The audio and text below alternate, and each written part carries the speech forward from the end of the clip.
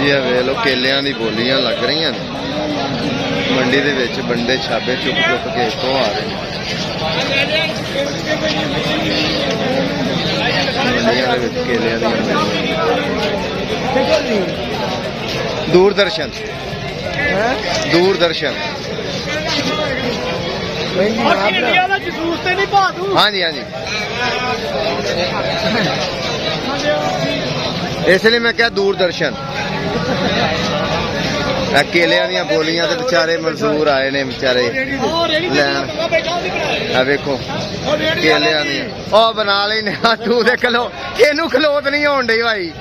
आउंदा केला खाई उन्हां दे मतलब तेनू फिर भी खलोत नहीं हुंदी भाई ठीक है कर देंगे क्या बात